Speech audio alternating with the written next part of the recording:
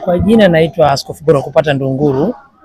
Nimefundisha, niko hapa kanisa la Sinai Pentecost Chanika, sehemu moja toka Zoo.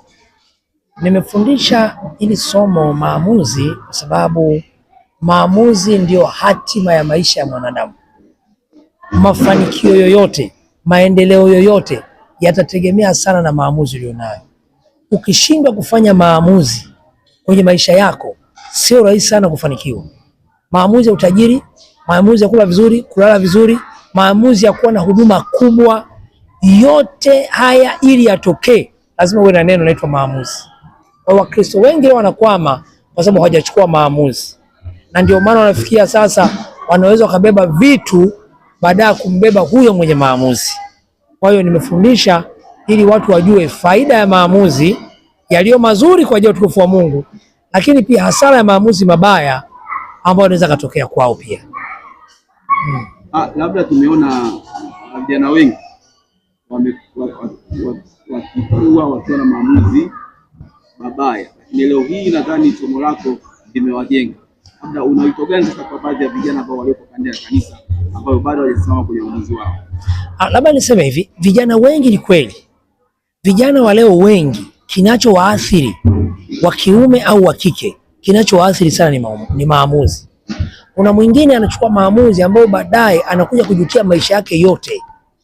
Kwa hiyo ni vema nimewafundisha ili wajue kwamba kwenye maamuzi ndio kwenye msingi wa maisha yao.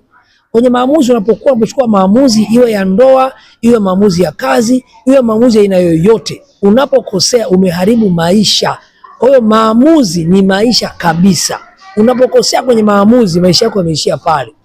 Wengi leo ukiangalia na umeona kwenye ibada ya leo, kuna watu tunawauliza kuhusu maamuzi, umeona wengi na wengi wamefunguliwa mapepo, ni maamuzi. Kwa hiyo maamuzi yao ndio yanakufikia sehemu mtu ulipo. Maamuzi yako mwenyewe yanakufikia sehemu ambapo leo upo. Kwa hiyo maamuzi ni kitu muhimu sana. Labda baba, somo la maamuzi limekuwa lina ufana mkubwa sana. Labda ukiwa unafundisha mara kwa mara kwenye ibada, labda unategemea nini ili somo hili liwe endelevu, ili wakumbushe vijana wengi ambao wengine wako kanisa, wengine wako nje ya kanisa, ili kwa waamuzi. Na kwa tumeona waamuzi umekuwa na matokeo mabaya baadhi ya watu wako ndani ya kanisa na nje ya kanisa. Unako ni nini? Neno langu ni kwamba natamani tupate, hasa kizazi hiki cha vijana, tupate mtandao mwingi sana ili wajue athari ya maamuzi mabaya na faida ya maamuzi mazuri. Kwa sababu usipokuwa na maamuzi, kuna vitu viwili vitakutokea.